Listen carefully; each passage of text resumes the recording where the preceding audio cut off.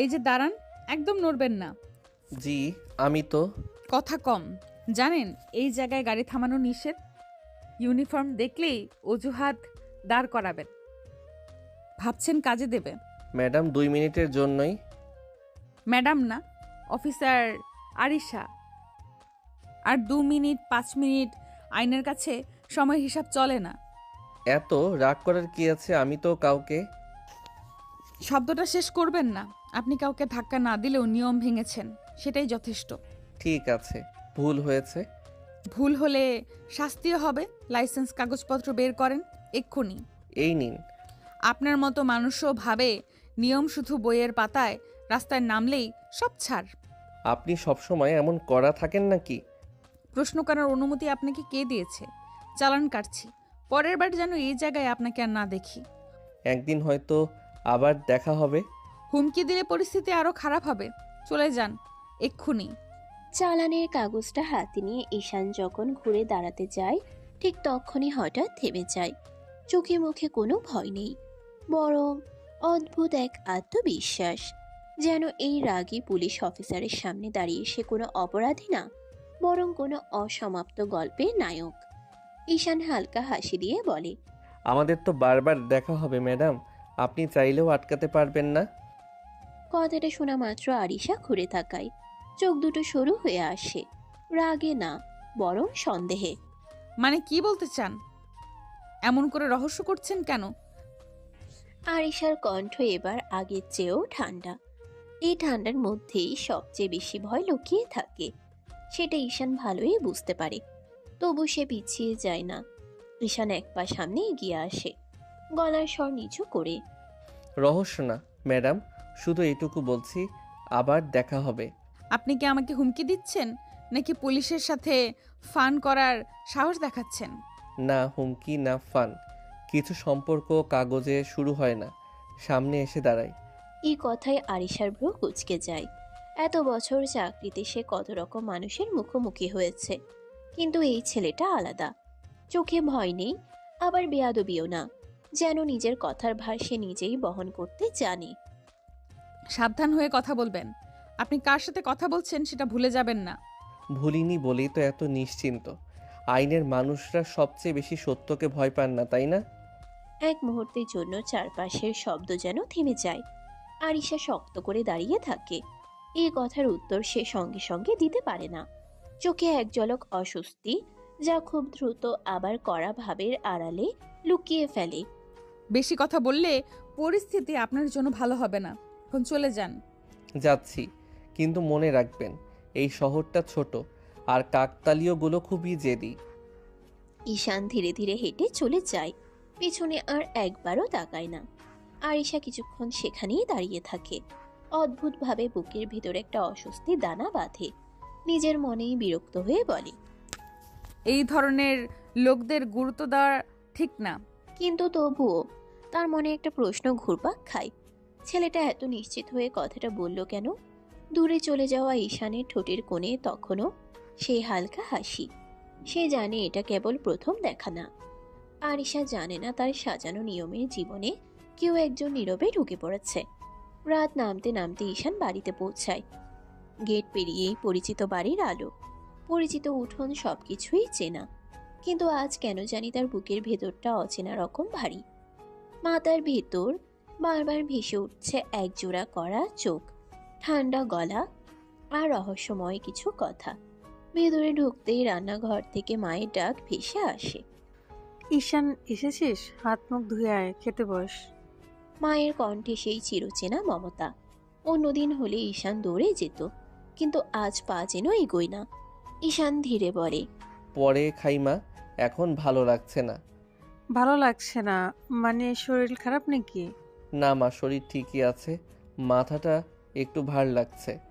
মা ছেলের মুখের দিকে ভালো করে তাকায়। ছেলের চোখে আজ সেই চঞ্চলতা নেই, কোথায় যেন ডুবে আছে। অফিসে কিছু হয়েছে নাকি? কারোর সাথে ঝামেলা? তেমন কিছু না মা, এমনি। এই এমনি কথাটার আড়ালে কত কিছু লুকানো, সেটা ঈশান নিজেও ঠিক বুঝতে পারছে না। মায়ের প্রশ্ন এড়াতে সে ব্যাগটা কাঁধে তোলে। আমি একটু উপরে যাচ্ছি মা, ঘুমালে ঠিক হয়ে যাবে।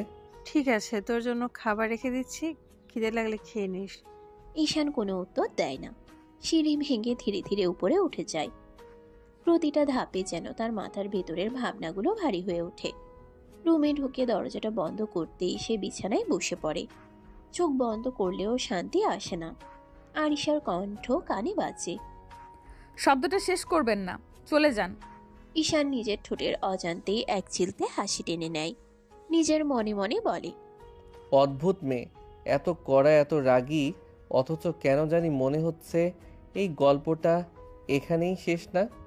বিছানায় শুয়ে ছাদের দিকে তাকিয়ে থাকে সে। বাইরে কোথাও দূরে গাড়ির শব্দ, শহরের কোলাহল, সব মিলিয়ে রাতটা ধীরে ধীরে গভীর হয়। আর নিচে রান্নাঘরে মা থালায় ভাত ঢালতে ঢালতে একবার দীর্ঘশ্বাস ফেলে। মায়ের মন বলে, ছেলেটার চোখে আজ অন্যরকম কিছু আছে। এই রাতে দুজন মানুষ আলাদা জায়গায় দাঁড়িয়ে, আলাদা ভাবনায় ডুবে। একজন জানে না সে কার জীবনে ঢুকে পড়েছে, আর আরেকজন বুঝতে শুরু করেছে তার নিয়মের জীবনে কেউ একজন নীরবে নড়াচড়া শুরু করেছে। সকালের রোদটা আজ একটু বেশিই তীক্ষ্ণ। ব্যাগ কাঁধে নিয়ে ঈশান ভার্সিটির গেট বেরোয়। চারপাশে পরিচিত কোলাহল, হাসি, আড্ডা, দৌড়ঝাঁপ। শুধু তার ভেতরটা অদ্ভুতভাবে চুপচাপ। মাথার ভিতর এখনো গতকালের কিছু কথা ঘুরে বেড়াচ্ছে। কিছু চোখ, কিছু রাগী উচ্চারণ। ক্যাম্পাসের ভেতরে ঢুকতেই হঠাৎ পেছন থেকে ডাক। এই ঈশান, কই থাকিস রে? ফোন ধরিস না কেন? কাল থেকে ফোন দিচ্ছি, একবারও রিসিভ করলি না। হঠাৎ এত ব্যস্ত হলি নাকি? আরে না রে, এমনিতেই। এই এমনিতেই শব্দটা যেন ঈশানের আজকের সবচেয়ে বড় ঢাল। বন্ধুরা মুখের দিকে তাকিয়ে থাকে। এমনিতেই মানে কি? তোর মুখ দেখে তো ভালো লাগছে না। বেশি ভেবে লাভ নাই, রাতে মাথাটা একটু ধরেছিল, তাই ফোনটা সাইলেন্টে ছিল। বাহ, আমাদের খবর নেওয়ার দরকারই মনে হলো না। ঠিক আছে, মেনে নিলাম। তিনজন একসাথে হাঁটতে হাঁটতে ক্লাসরুমের দিকে যায়। চারপাশে পরিচিত করিডোর, দেয়ালে নোটিশ বোর্ড, দূরে ক্যান্টিনের গন্ধ, সবই চেনা। তবু ঈশানের কাছে আজ সবকিছু একটু দূরের মনে হচ্ছে। ক্লাসের সামনে দাঁড়িয়ে বন্ধু এক আবার বলে, শোন, আজ স্যারের ক্লাসে ঢুকবি তো? কালকে টপিকটা বুঝিস নাই? ঢুকবো না কেন? আজ তো প্রেজেন্টেশন নিয়েই পড়াবে। আরে হ্যাঁ, লাস্ট সেমিস্টারের সেই থিওরি যেটা কেউ ঠিকমতো বোঝে না। ঈশান এবার একটু সিরিয়াস হয়। চোখে সেই চঞ্চলতা ফেরে, যেটা পড়াশোনার সময় ওর আলাদা পরিচয়। ওইটা কঠিন কিছু না, বেসিকটা ক্লিয়ার থাকলে সব সহজ। তাহলে তুই আমাদের উদ্ধার করবি। আজ ক্লাস শেষে সব বুঝিয়ে দিবি। ঠিক আছে, ক্যান্টিনে বসেই বুঝিয়ে দেব। বন্ধুরা হাসতে হাসতে ক্লাসে ঢুকে যায়। বেঞ্চে বসে ঈশান খাতা খুলে বোর্ডের দিকে তাকালেও মনটা পুরোপুরি সেখানে নেই। হঠাৎ করে কলম থেমে যায়। চোখের সামনে ভেসে উঠে কড়া দৃষ্টি, ঠান্ডা গলা। আপনি কার সাথে কথা বলছেন সেটা ভুলে যাবেন না। এই কি হলো, হঠাৎ চুপ কেন? কিছু না, স্যার আসছে, চুপ কর। ক্লাস শুরু হয়। বোর্ডে লেখা স্যারের ব্যাখ্যা সবই বলছে। বোর্ডে লেখা স্যারের ব্যাখ্যা সবই চলছে। ঈশান নোট নেয়, প্রশ্নের উত্তর দেয়। বাইরে থেকে দেখলে কেউ বুঝতেই পারবে না তার ভেতরে অন্য এক অদৃশ্য অস্থিরতা কাজ করছে। ক্লাস শেষে বন্ধুরা আবার ঘিরে ধরে। মানতেই হবে, আজ তুই একদম ফর্মে ছিলি। ওই লাস্ট প্রশ্নটার উত্তর না দিলে তো আমি শেষ। পড়াশোনা বাদ দিলে চলবে নাকি? ডিগ্রি তো আর রাস্তায় পাওয়া যায় না। ঠিকই বলেছিস, চল ক্যান্টিনে যাই, আজকের টপিকটা বুঝিয়ে দে। তারা ক্যান্টিনের দিকে হাঁটে। ঈশান হাঁটতে হাঁটতে ভাবে জীবনটা কত সহজ ছিল এতদিন। ক্লাস, বন্ধু, পড়াশোনা, এই গণ্ডির ভেতরেই সব। কিন্তু কেন জানি মনে হচ্ছে কোথাও থেকে কেউ একজন এসে এই গণ্ডির বাইরে টান দিচ্ছে। আর সেই টানটা অদ্ভুতভাবে সে নিজেও এড়াতে চাইছে না। ক্যান্টিনের এক কোণে তিনজন বসে। টেবিল জুড়ে খাতা, কলম আর আধ খাওয়া নাস্তা। চারপাশে আড্ডার শব্দ, চায়ের কাপের টুংটাং, সব মিলিয়ে ক্যাম্পাসের চেনা দৃশ্য। মাঝখানে বসে ঈশান বোঝাতে বোঝাতে বোর্ডের মতো খাতায় রেখা টানে। দেখ, এই অংশটা যদি আগে ধরিস তাহলে পরের ফর্মুলাটা এমনিতেই মিলবে। আচ্ছা, এখন বুঝছি, আগে মাথার উপর দিয়ে যেত সব। ঈশান ধৈর্য ধরে আবার বুঝিয়ে দেয়। কথার ভঙ্গিতে কোনো বিরক্তি নেই, বরং চোখে এক ধরনের স্থিরতা। হঠাৎ বন্ধু দুই ঈশানের দিকে তাকিয়ে হেসে বলে, একটা কথা বলি, রাগ করবি না কিন্তু। বল। কিরে, তুই তো 1 বছর আগেও পড়াশোনায় মন দিয়ে করতিস না? ক্লাসে ফাঁকি দিতি, আড্ডা, এই ছিল তোর লাইফ। হঠাৎ কি এমন দেখলি যে একদম বদলে গেছিস? কথাটা শুনে ঈশানের হাতের কলম থেমে যায়। সে কয়েক সেকেন্ড চুপ থাকে, চোখ নামিয়ে খাতার পাতায় তাকায়, যেন ভেতরের কথাগুলো গুছিয়ে নিচ্ছে। তারপর ধীরে ধীরে মাথা তুলে বলে, মানুষের একটা সময় আসে যখন সে বুঝতে শেখে সবকিছু হালকাভাবে নিলে জীবন হালকা থাকে না। বাহ, আজকাল দার্শনিক হয়ে যাচ্ছিস দেখছি। দার্শনিক না, বাস্তববাদী। চারপাশের শব্দ যেন একটু দূরে সরে যায়। ঈশানের কণ্ঠে এবার এক ধরনের দৃঢ়তা। জীবনের লক্ষ্যে পৌঁছাতে পড়াশোনা সবার আগে। আমি বুঝে গেছি শর্টকাটে খুব দূরে যাওয়া যায় না, তাই আমি সেই পথটাই বেছে নিয়েছি। হঠাৎ এত বড় সিদ্ধান্তের পেছনে কোনো কারণ আছে নাকি? এক মুহূর্তের জন্য ঈশানের চোখে ভেসে ওঠে কিছু তিক্ত অতীত। ঈশানের গলা ধরে আসে। সে দ্রুতই নিজেকে সামলে নেয়। কারণ থাকতেই পারে, কিন্তু সব কারণ সবাইকেই বলতে নেই। যাই হোক, ভালো দিকেই তো যাচ্ছিস, আমাদেরও একটু টেনে তুলিস। সেটাই তো করছি। একসাথে থাকলে এগোনো সহজ হয়। তিনজন আবার পড়ায় মন দেয়। ঈশান বুঝাতে থাকে, বন্ধুরা মন দিয়ে শোনে। বাইরে থেকে দেখলে মনে হবে এটা নিছকই একদল ছাত্রের পড়াশোনা, কিন্তু ঈশানের ভেতরে তখন অন্য এক দৃশ্য। নিজের মনে এসে বলে, লক্ষ্য ঠিক না করলে কারোর সামনে দাঁড়ানো যায় না।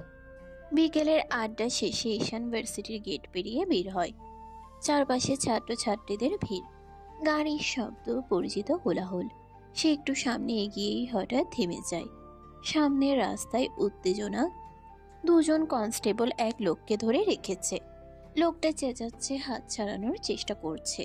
আর ঠিক মাঝখানে কড়া ভঙ্গিতে দাঁড়িয়ে আছে আরিশা। চোখে সেই চেনা আগুন, কণ্ঠে কোনো নরম ভাব নেই। চুপ করুন, আর একবার নড়াচড়া করলে অবস্থা খারাপ হবে। আসামিটা মরিয়া হয়ে হাত ছাড়াতে চাইছে। আরিশা এক ঝটকায় তার কলার চেপে ধরে। কতদার পাওয়ার আছে নাকি? এত জোর দেখাচ্ছেন কেন? এই কথাটা শোনা মাত্র ঈশানের ভেতরে কেমন যেন একটা অদ্ভুত সাহস জেগে ওঠে।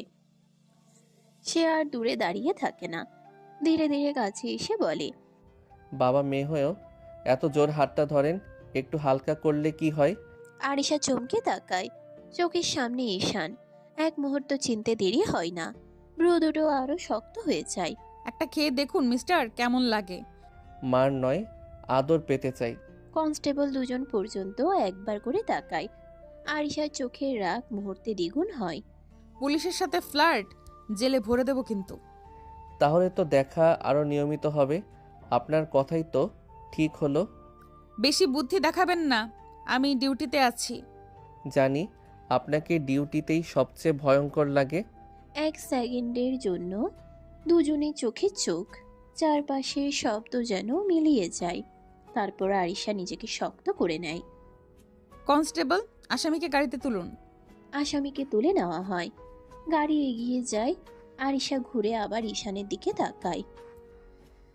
আপনি এখান থেকে যান, নইলে সত্যিই ঝামেলায় পড়বেন।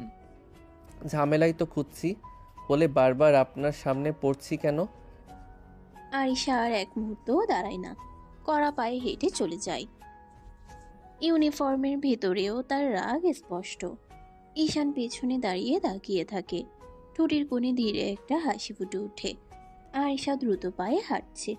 ডিউটির রেশ এখনো শরীরে, চোখে সেই চেনা করা ভাব।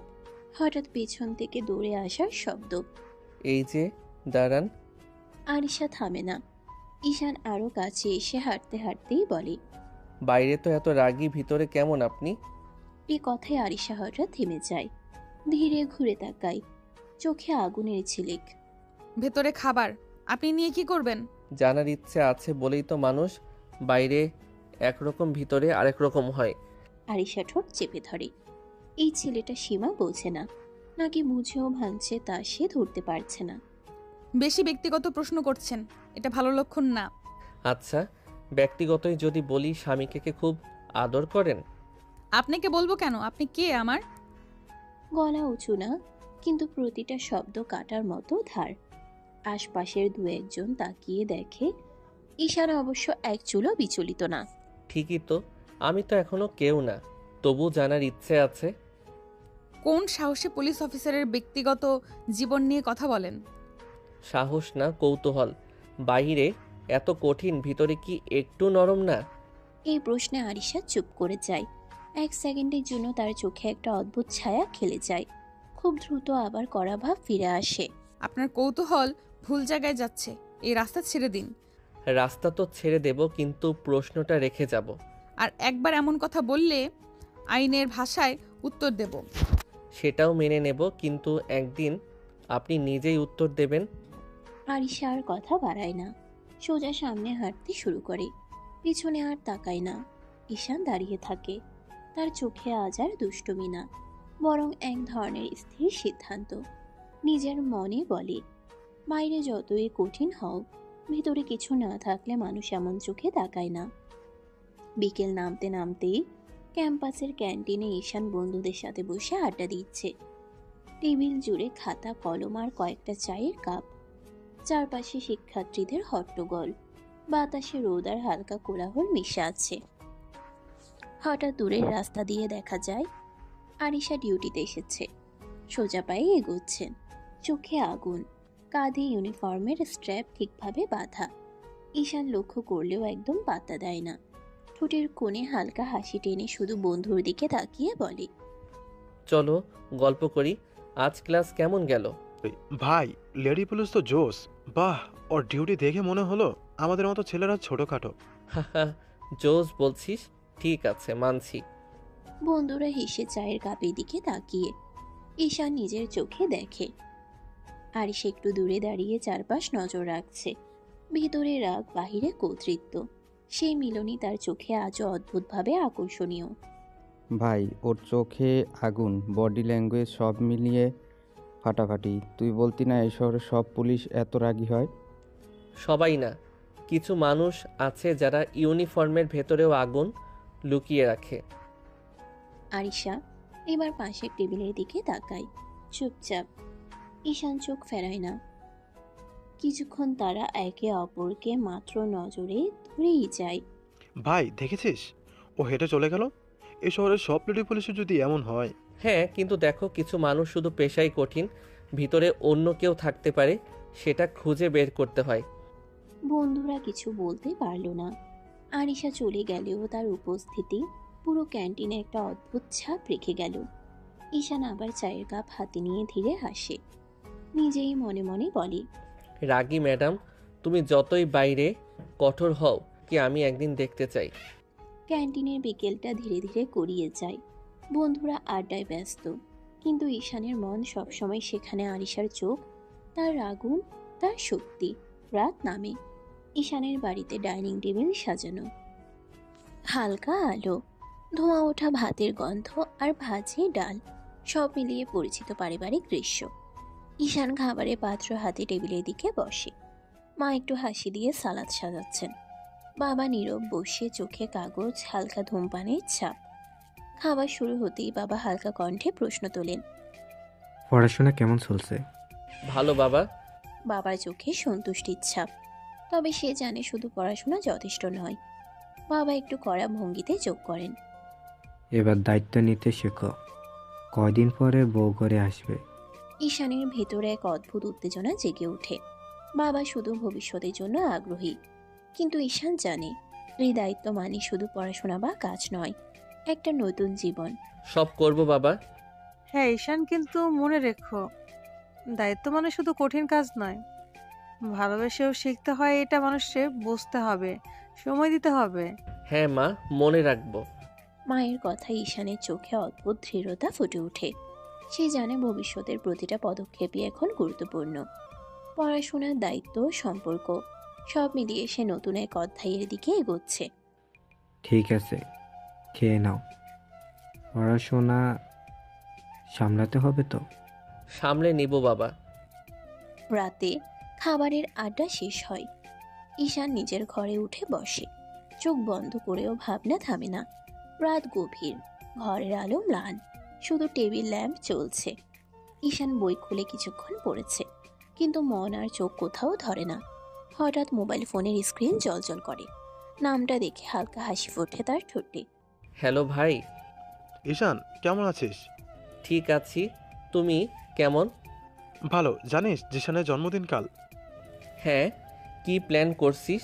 সারপ্রাইজ পার্টি দিব, তুই আসবি তো? সব আয়োজন আমরা আগে থেকে ঠিক করেছি। ঈশানের চোখে আনন্দের ঝিলিক। দীর্ঘদিন বন্ধুরা মিলে হেসে খেলে গল্প করে, এমন মুহূর্তগুলোই সব থেকে মধুর। ভালোই হলো। ঠিক আছে, আমি আসছি। পারফেক্ট, সকলে অপেক্ষা করছে। খাবার, গান, সাজসজ্জা সব মিলিয়ে আমরা বানাবো দারুণ কিছু। জানি আমি সময় মতো চলে আসব। আমি ঠিক সময় মতো চলে আসব। বন্ধুরা, হাসি, গান, আনন্দ, কিছুক্ষণের জন্য সব কঠিন চিন্তা দূরে সরিয়ে রাখার সব সময়। ঘড়ির কাঁটা এগোচ্ছে, রাতের নীরবতা ভাঙছে না। ঈশান বইটি বন্ধ করে নিজের বিছানায় শুয়ে থাকে। মনে বারবার বাজছে কাল জিসানের জন্মদিন, সারপ্রাইজ, বন্ধুত্ব, আনন্দ আর এক নতুন গল্প শুরু হতে যাচ্ছে। রাত গভীর, চাঁদ হালকা আলো ছড়িয়ে দিয়েছে মাঠের উপর। ঘাসে শিশির ঝরছে, বাতাসে ঘ্রাণ মিশেছে ফুলের এবং কুড়ির। ঈশান এবং তার কয়েকজন বন্ধু ছোট্ট মাঠের মধ্যে এক কোণে বসে আছে। হাতে লাইট, ব্যাগে কেক, সজ্জার জন্য রঙিন ব্যানার, সব প্রস্তুত। ঠিক আছে সবাই, সব ঠিকঠাক আছে তো? হ্যাঁ ভাই, সব ঠিক। জিসান কখন আসবে সেটা তো আমরা টাইমিং ঠিক করেছি। আর আমিও খুশি হচ্ছি ওর মুখ দেখার জন্য। আজকের সারপ্রাইজে ওর রিয়াকশন প্রাইসলেস হবে। ঈশান ধীরে ধীরে ঘুরে চারপাশ দেখে। মাঠটা শান্ত, শুধু এই রাতের কোলাহল আর দূরে কিছু কাটার মতো গাছের ছায়া। এই শান্তি যেন আরো আগ্রহ বাড়াচ্ছে। ঠিক আছে, সবাই চুপচাপ থাকো। চোখ বেঁধে আমরা সরাসরি পার্টি দিব। চোখ বেঁধে? ও, কেমন মজা হবে? ঠিক তাই। ওর সামনে বসে হঠাৎ সব খুলে দেব। দেখবে কিভাবে সব আয়োজন করেছি। মুহূর্তে সবাই প্রস্তুত। ব্যানার টাঙানো, লাইট জ্বালানো, কেক টেবিলে সাজানো। ঈশানের চোখে ছোট্ট হাসি। চারপাশের অন্ধকার যেন উজ্জ্বল হয়ে উঠছে এক নতুন আনন্দের জন্য। দূরে জিসানকে দেখে ওরা গিয়ে চোখ বেঁধে দিল। জিসান ধীরে ধীরে হাসে। সে কোনো কিছু বুঝতে পারছে না। ঈশানের বন্ধুরা তাকে ধরে নিয়ে মাঠের ঠিক মাঝখানে বসায়। কোথায় আনলি রে? কি হলো ভাই? চুপ, চোখ বেঁধে রেখো, আরেক সেকেন্ড ধৈর্য ধরো। মুহূর্তটি উত্তেজনায় ভরে যায়। সব বন্ধু নিজ নিজ অবস্থান নিলে ঈশানের কণ্ঠ নরম কিন্তু ধৈর্যপূর্ণ। এবার চোখ খুলো। জিসান চোখ খুলে। চোখের সামনে সব সাজানো ব্যানার, লাইট জ্বলছে, কেক সাজানো, বন্ধুরা হাসছে। মুখে চমকের এক মিশ্র রিয়াকশন, হাসি, বিস্ময়, আনন্দ। বাহ, এটা কি হলো? সবাই ধন্যবাদ। ওরে বাবা। সারপ্রাইজ, আজকের রাত শুধু তোমার জন্য জিসান। জিসান দৌড়ে গিয়ে ঈশানের কাঁধে হাত রাখে। বন্ধুরা একসাথে হেসে ওঠে। মাঠে আলো, হাসি, কেকের ঘ্রাণ, সব মিলিয়ে এক অসাধারণ মুহূর্ত। এই তো আমি সবসময় চেয়েছি একটি সত্যিকারের সারপ্রাইজ। খুশি হয়েছিস তো? অনেক ভাই। জিসানের জন্মদিনের পার্টি শেষ। মাঠে এখন শুধু ছাপ্পা ছাপ্পা শিশিরের গন্ধ, হাওয়ায় মৃদু ঠান্ডা। ঈশান এবং তার বন্ধুরা একসাথে কেক কেটে, গান গেয়ে, আড্ডা দিয়ে আনন্দের শেষ মুহূর্ত উপভোগ করেছে। তারপর ধীরে ধীরে সবাই বিদায় নেয়। ঈশান ব্যাগ কাঁধে নিয়ে বাড়ির দিকে যাচ্ছিল। রাস্তা ফাঁকা, চারপাশে রাতের নীরবতা, হালকা বাতাস চোখে লাগে। হঠাৎ চোখ আটকে গেল দূরে। রাস্তার পাশে আরিশার স্কুটি স্টার্ট হচ্ছে না। ঈশান দ্রুত এগোতে শুরু করে। স্কুটি ঠিকমতো থেমে আছে। আরিশা কিছুটা ঝুঁকে চাবি ঘোরাচ্ছে। কি ম্যাডাম, কি সমস্যা? দেখতেই তো পাচ্ছেন কি সমস্যা, আবার জিজ্ঞেস করছেন কেন?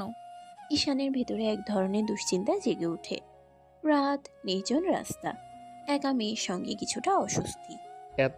একা একা একটা মেয়ে এত রাতে এই নির্জন জায়গায় ভয় করছে না? কিসের ভয়? যদি এখন কিছু হয়ে যায়?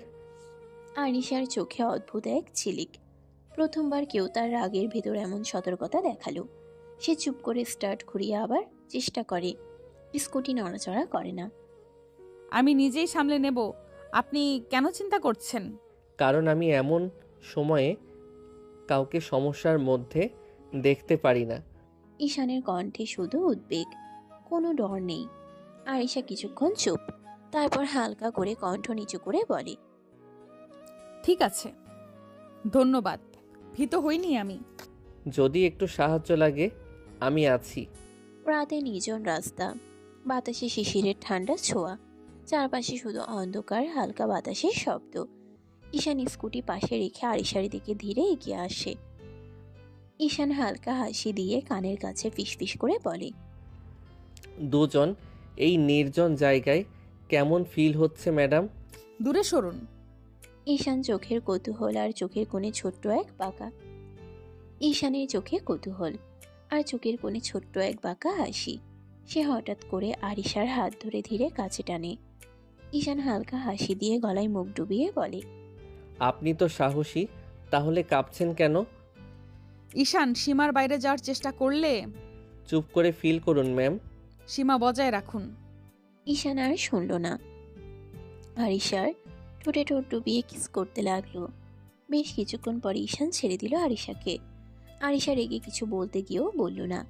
আরিশা স্কুটি নিয়ে ধীরে ধীরে চলে যায়। ঈশান কিছুক্ষণ দাঁড়িয়ে থাকে। রাতের নীরবতার মধ্যে শুধু হৃদয়ের দ্রুততা অনুভব করে। আরিশা বাড়ি ফিরে আসে। রাত এখন পুরোপুরি নীরব। ঘরে হালকা আলো। আয়নার পাশে সে দাঁড়িয়ে। ভিতরে মনটা অচেনা উত্তেজনায় ভরা। রাগ আর দ্বন্দ্বের মিশ্রণ। আজ রাতে সে নির্জন রাস্তায় ঈশানের সাহসী আচরণ আর আরিশার ভিতরের কৌতূহল সবই এখন একেবারে ভেসে ওঠে। আরিশা আয়নার সামনে দাঁড়িয়ে নিজেকে দেখছে। আর সেই মুহূর্তে চোখ বন্ধ করে মনে মনে সেই চুম্বনের স্পর্শটি পুনরায় অনুভব করে। আরিশা নিজের মনে হালকা শ্বাস ফেলতে ফেলতে বলে, পিচ্চি ছেলের এত সাহস আমাকে কিস করে। ঈশানের ঠোঁটের ছোঁয়া, হালকা মিষ্টি চুম্বন মুহূর্তটা তার ভেতর উষ্ণতা ছড়িয়ে দেয়। রাগী চোখ, শক্ত মন সব মিলিয়ে ভেতরের অদ্ভুত নরমতা জাগে। ওকে দেখে নেব। যে সাহস দেখালো, আজ রাতে যা হলো তা শুধু একটা মুহূর্ত নয়, ভেতরে একটা নতুন অনুভূতি শুরু হয়েছে। পরের দিন সকালে আরিশার ঘরে আলো ঢুকছে, কিন্তু মনটা মোটেই শান্ত নয়। খাবারের টেবিল সাজানো, তবে আরিশার চোখে চিন্তার ছাপ। হঠাৎ বাবা মুখে কড়া ভাব নিয়ে প্রশ্ন তোলেন, তুমি কি ও বাড়ি যাবে না? কোন বাড়ি? তা তুমি ভালো করে জানো। আমার কোনো ইচ্ছে নেই যাওয়ার। কেন যাবে না তুমি?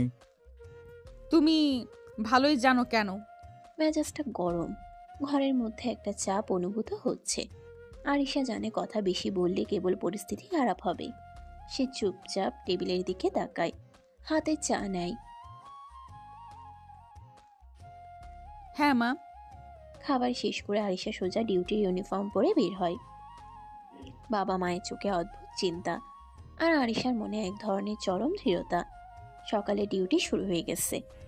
আরিশা ইউনিফর্মে, পায়ে জুতা ঠিকমতো বাঁধা, চোখে আগুন, মনটা এখনো ভরা বাবার কথার খ্যাপা রাগ। সে নিজের ভিতরের উত্তেজনা সামলাতে চেষ্টা করছে, কিন্তু প্রতিটা পদক্ষেপে মনে হচ্ছে সেই কথাগুলো ফিরে ফিরে আসে। হঠাৎ পা মচকে যায়। আরিশা ভারসাম্য হারাতে বসে। মুহূর্তেই পাশ থেকে একটি শক্ত হাত তাকে ধরে ধরে রাখে। সাবধানে ম্যাডাম। আপনি এখানে কেন? এখান দিয়ে যাচ্ছিলাম।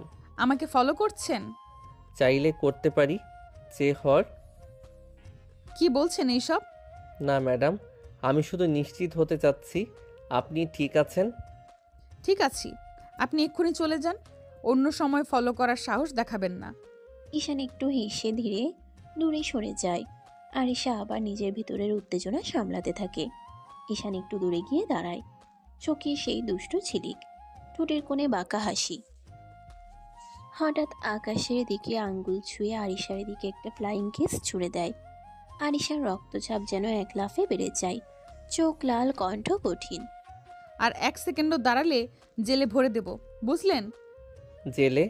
তাহলে মনের জেলেই ভরেন ম্যাডাম। বাইরে থাকলে তো আপনাকে দেখে অপরাধ করে ফেলি। বেশি চালাকির চেষ্টা করবেন না। আমি পুলিশ, মজা করছি না। জানি, তাই তো বলছি আপনার মনের জেলে থাকলেই শান্তি। আরিশা কিছু বলার আগে ঈশান ঘুরে হাঁটতে শুরু করে। 2-1 কদম গিয়ে আবার থামে, কাঁধের উপর দিয়ে তাকায়। ম্যাডাম, রাগ করলে আপনাকে আরো হট লাগে। আপনাকে একদিন সত্যি সত্যি হাত করা পরাবো। সেদিনটার অপেক্ষাতেই তো আছি। ঈশান চলে যায়। আরিশা কিছুক্ষণ দাঁড়িয়ে থাকে। চারপাশে ডিউটির কোলাহল, কিন্তু তার ভেতরে অদ্ভুত এক অস্থিরতা। রাগে দাঁত চেপে ধরে সে ফিসফিস করে বলে, এই ছেলেটা আমার মাথা গরম করতেই জন্মেছে।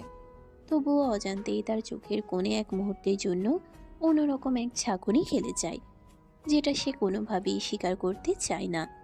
কয়েকদিন পরে সকালে ঘরের মধ্যে চায়ের কাপে হালকা ধোয়া, কিন্তু আরিশার মন আজও পূর্ণ এক চিন্তায়। হঠাৎ বাবা মুখে সতর্ক ভঙ্গি নিয়ে বলে, তোমার আজাদ আঙ্কেলের বাড়িতে দাওয়াত আছে, চলো যেতে হবে। আমার ডিউটি আছে, তোমরা যাও।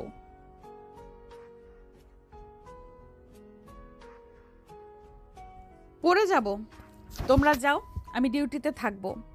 বাবা মা একে অপরের দিকে চেয়ে দেখেন। কিছুক্ষণ চুপচাপ থাকা, তারপর বাবা নিঃশ্বাস ফেলে হালকা মাথা নাড়ে। ঠিক আছে, তবে খেয়াল রেখো, যদি কোনো সমস্যা হয় ফোন দেবে। হ্যাঁ বাবা। দুপুরে মা বাবা বাড়ি থেকে বেরিয়ে যায়। আরিশা তাদের পেছনে তাকায় না, ডিউটির ইউনিফর্ম ঠিক করে, হালকা নিঃশ্বাস ফেলে। আজও তার দিন ভরে আছে রাগ, কাজের চাপ আর ঈশানের স্মৃতি নিয়ে।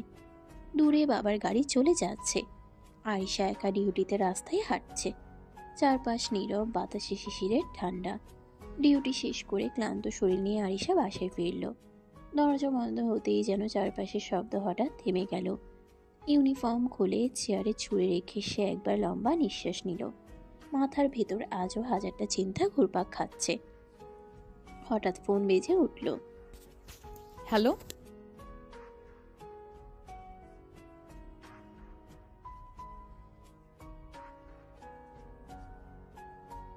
কেন পারবো না? আমি কি ছোট বাচ্চা নাকি?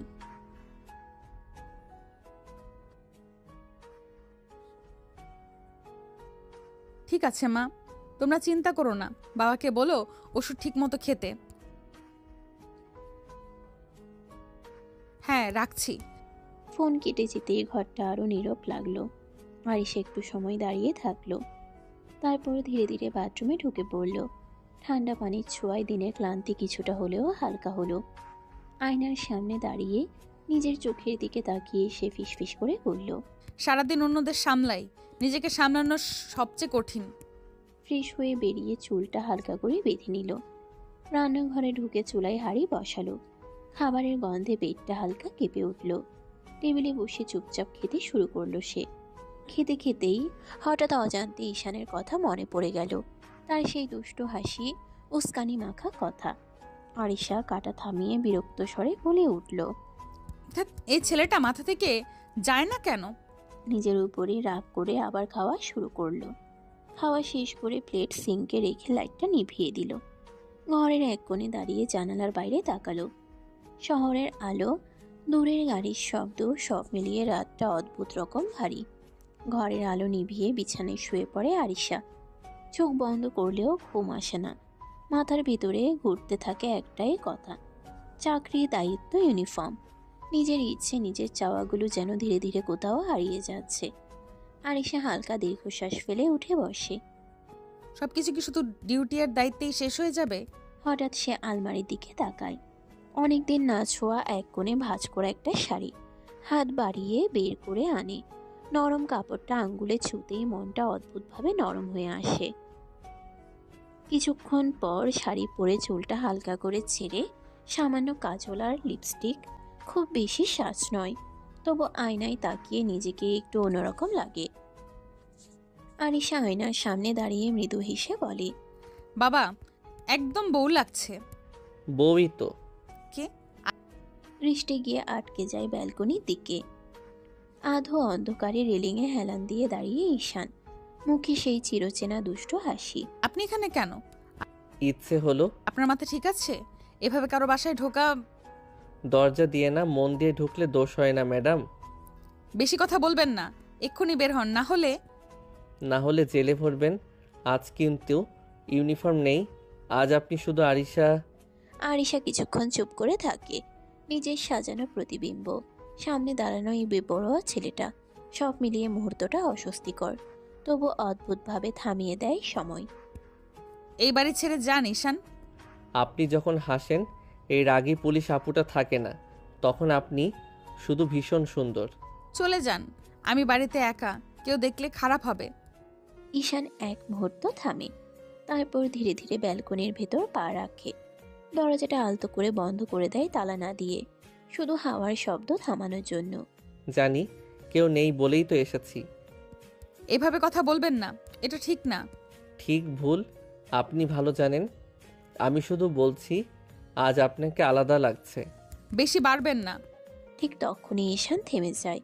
কোনো জোর নয়, কোনো হঠাৎ ছোঁয়া নয়, শুধু চোখে চোখ রেখে নরম গলায় বলে, খুব সুন্দর লাগছে, এভাবে তো কখনো দেখা হয়নি। এসব কথা বলার অধিকার আপনার নেই। আমার না থাকলে আর কারো নেই। ঠিক আছে, আপনি না চাইলে কিছুই হবে না, কিন্তু একটা কথা বলবই, আমি পিছু ছাড়ব না। আপনাকে নয়, আপনার রাগের আড়ালে লুকানো এই আরিশাটাকে জানার চেষ্টা করব। আরিশা কিছু বলতে পারে না। রাগ, অস্বস্তি আর অজানা অনুভূতি একসাথে গলা বেঁধে ধরে। ঈশান দরজার দিকে ঘুরে দাঁড়ায়। সে বেরিয়ে যায়। দরজা বন্ধ হয়। ঘরে নীরবতা ফিরে আসে। আরিশা দেয়ালে হেলান দিয়ে দাঁড়ায়। হৃদস্পন্দন এখনো স্বাভাবিক হয়নি। নিজেকে শক্ত করে বলে, এই মানুষটা আমার নিয়ম ভাঙতে চায়। কিন্তু আয়নায় নিজের চোখে সে আরেকটা সত্যও দেখে। এই গল্প থেকে সরে যাওয়া আগের মতো সহজ হবে না। পরের দিন বিকেলের দিকে দরজার শব্দে আরিশা ঘর থেকে বেরিয়ে আসে। মা বাবা ফিরেছে। তাদের মুখে ক্লান্তির ছাপ, তবু চোখে মেয়েকে দেখার শান্তি। ভয়? আমি পুলিশ, ভয় কেন পাবো? তবুও বলছি, ওই শহরটা এখন আর আগের মতো নেই। একাই ছিলি, মনটা খচখচ করছিল। দরজা লাগানো ছিল, আশেপাশে কেউ ছিল না। ডিউটির পর ঘুমিয়েছি, সব ঠিক ছিল। হ্যাঁ মা, রান্না করা ছিল, গরম করে খেয়েছি। এই তো আমার মেয়ে নিজের খেয়াল নিজেই রাখতে পারে। আরিশা চুপ করে থাকে। কথাগুলো ঠিকই, তবু ভেতরে কোথাও একটা ঢেউ নড়ে ওঠে গত রাতের অপ্রত্যাশিত মুহূর্ত, নিজের অস্বস্তি আর সেই অদ্ভুত স্পন্দন। একটু পরে বের হব, আগে চা বানাই। রান্নাঘরে ঢুকতে ঢুকতে আরিশা এক মুহূর্ত থামে। জানালার কাছে নিজের প্রতিচ্ছবি দেখে। শক্ত মুখ, নিয়ন্ত্রিত চোখ, সব আগের মতোই। তবু ভেতরে সে জানে সব আগের মতো নেই। বাইরে দায়িত্বের পোশাক, ভেতরে জমে থাকা প্রশ্ন। আরিশার দিন আবার শুরু হয়, কিন্তু গত রাতের ছায়া আজও তার পিছু ছাড়ে না। থানার ভেতর সকালটা ব্যস্ত। ফোনের রিং, কাগজের শব্দ, ডিউটি অফিসারের হাঁক ডাক, সব মিলিয়ে চেনা কোলাহল। আরিশা নিজের চেয়ারে বসে ফাইল উল্টাচ্ছে, তবু চোখের সামনে শব্দগুলো ভেসে উঠছে। মনটা কোথাও আটকে আছে। কলমটা হঠাৎ থেমে যায়। আরিশা চেয়ারের পেছনে হেলান দেয়, চোখ দুটো কিছুক্ষণ বন্ধ করে। ঈশান, কাল এত কাছে আসলে কেন? তার ভ্রু কুঁচকে যায়।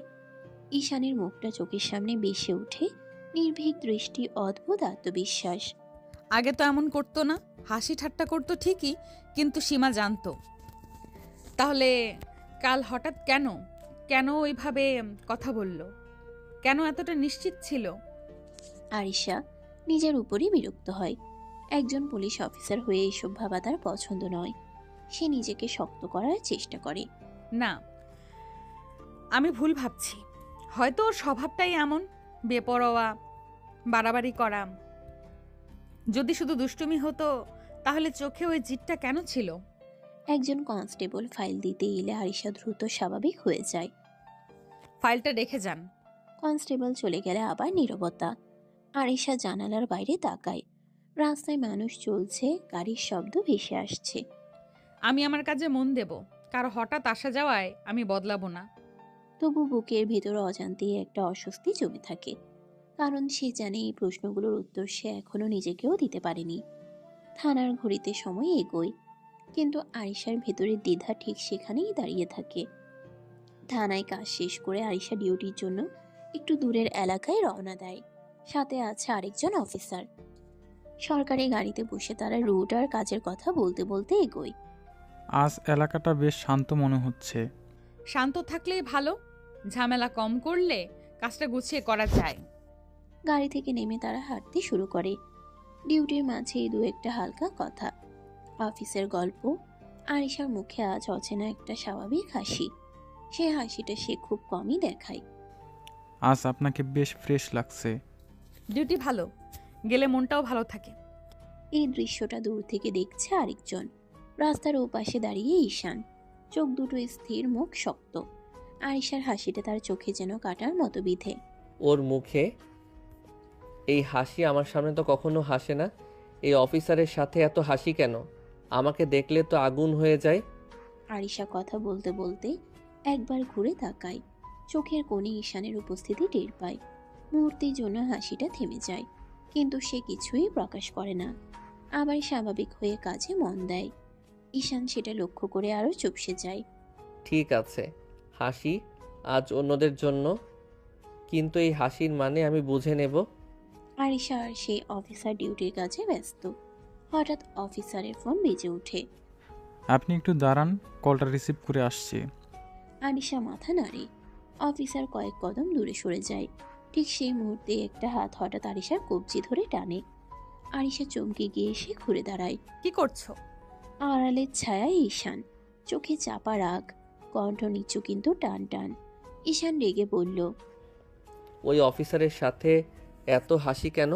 ছাড়ো, আমি কার সাথে হাসবো, কার সাথে কথা বলবো ওটা আমার ব্যাপার, তোমার কি? আমার সামনে তো কখনো হাসেন না। কারণ আমি তোমার ইচ্ছে মতো চলি না। ঈশান আরেকটু কাছে আসে। এতটাই কাছে যে তার নিঃশ্বাস আরিশার কানে লাগে। সে কিস করে না, শুধু গলার খুব কাছে মুখ এনে ফিসফিস করে। আমার সামনে হাসুন, আমি দেখব, শুধু দেখব। আরিশার বুক ধক করে ওঠে। রাগে নয়, এ অপ্রত্যাশিত ঘনিষ্ঠতায়।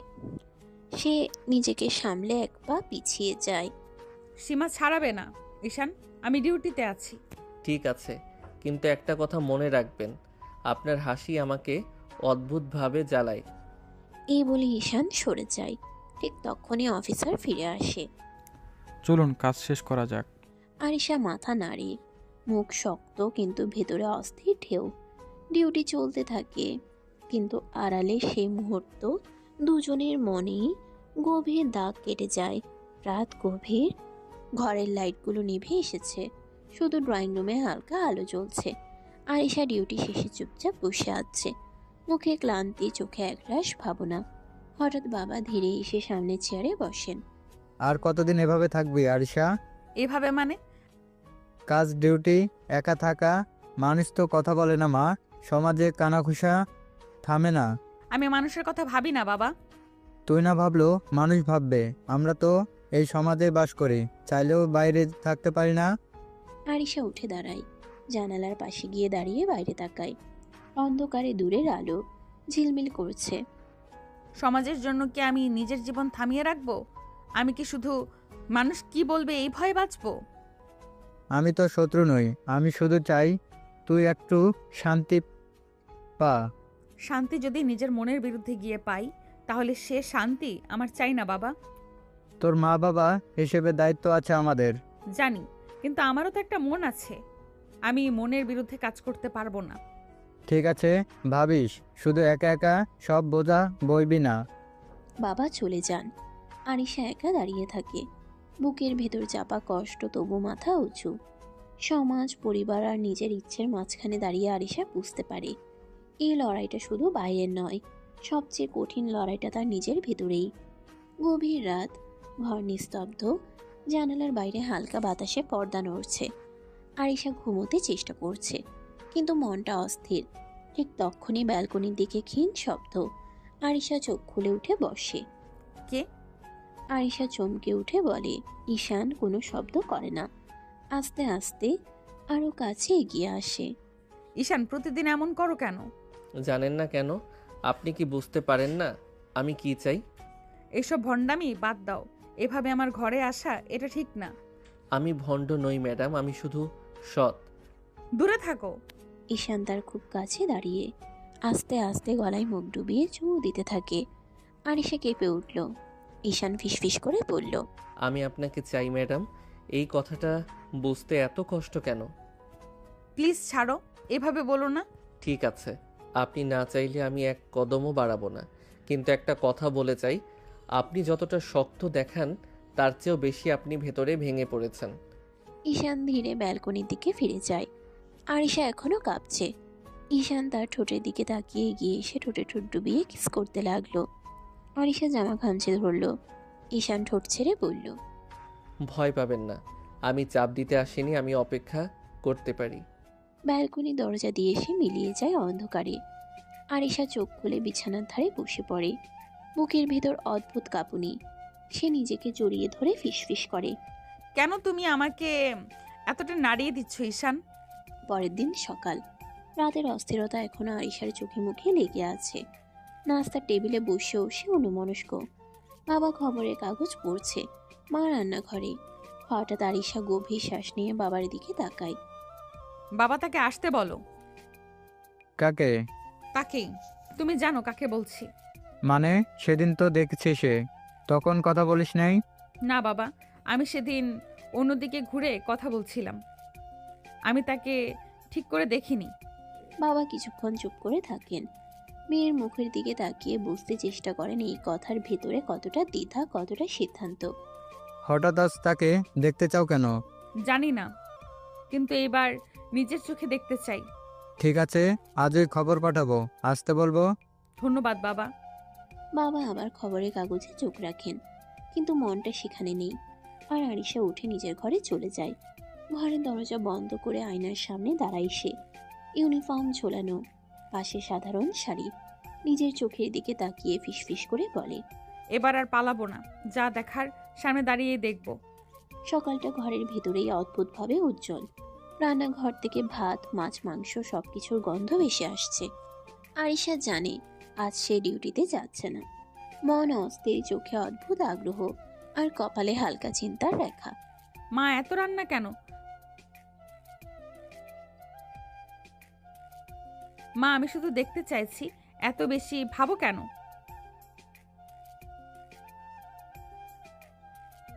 আরিশা কিছুক্ষণ চুপ করে থাকে। রান্নার গন্ধ, মায়ের কথা, সব মিলিয়ে মন যেন উষ্ণ হয়ে যায়। মা কি ঠিক বলছে? আমি কি সত্যিই আজ কিছুটা ভেঙে পড়বো? মা রান্না শেষ করে টেবিলে সাজাচ্ছেন। আরিশা পাশে দাঁড়িয়ে তাকায়, সবকিছু নিখুঁত।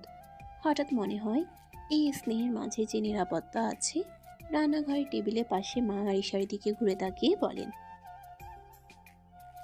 মা, এইসব পড়তে পারবো না।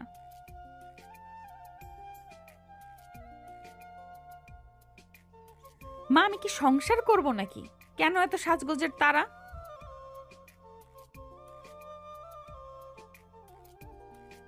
আরিশা ঘরে ফিরে যায়। আলমারি থেকে শাড়ি বের করে হাতে ধরে খুলতে শুরু করে। ভেতরে অস্বস্তি, বড্ড অচেনা উত্তেজনা, সব মিলিয়ে বুকটা টান টান। শাড়ি পরবো তো, কিন্তু মানসিকভাবে প্রস্তুত নই। আরিশা আলমারি থেকে শাড়ি বের করে পড়েছে। আয়নায় নিজের প্রতিচ্ছবি দেখে চোখে অল্প হাসি। এসব বলো না মা।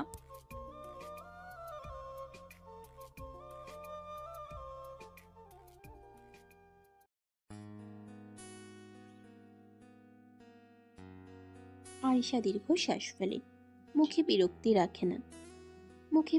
রাখে না। কথা না বাড়িয়ে সাবধানে নিজের মতো করে হালকা সাজ করে।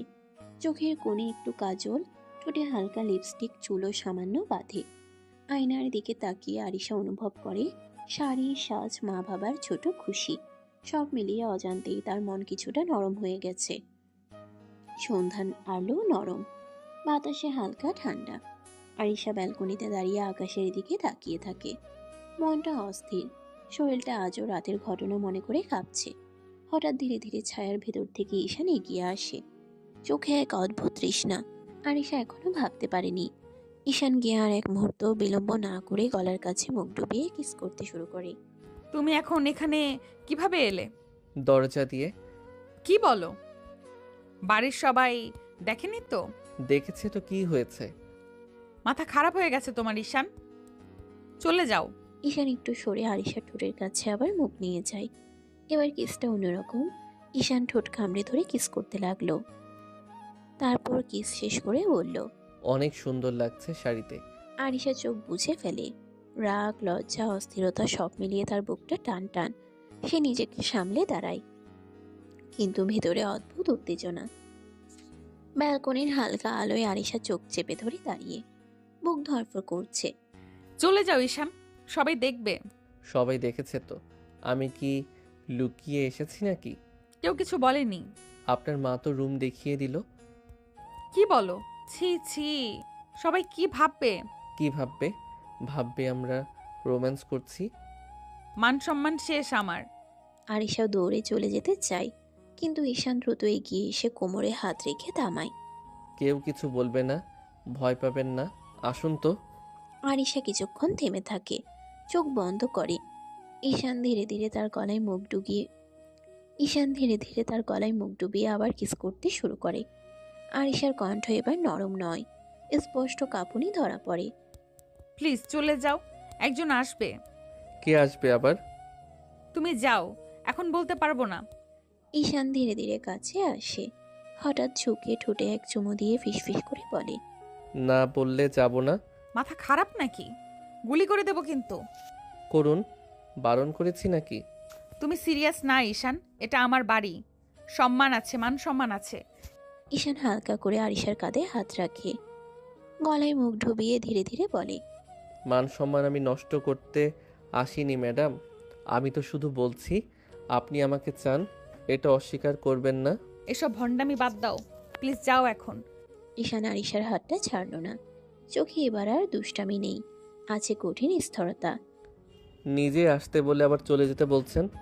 আজ তো যাব না, এখানেই থাকবো। আমি কখন আসতে বললাম? আপনি যার জন্য অপেক্ষা করছেন আমি সেই। কি বলছো এসব?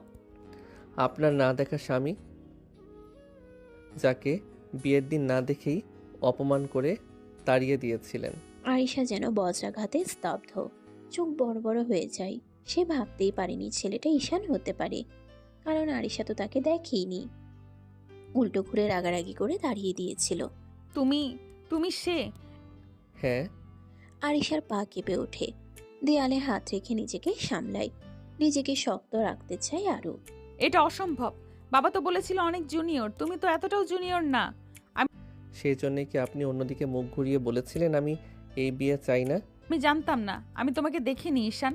কিন্তু আমি আপনাকে দেখেছিলাম সেই দিন থেকেই। তাহলে এতদিন এসব কেন? কারণ আপনি এখনো আমার স্ত্রী, আর আমি এখনো আপনারই। আরিশা চোখ বন্ধ করে ফেলে, ভিতরে ভিতরে যেন পুরো পৃথিবী উল্টে যাচ্ছে। সে কি করবে এবার? ঈশান তো একবার সামনে চলে এলো।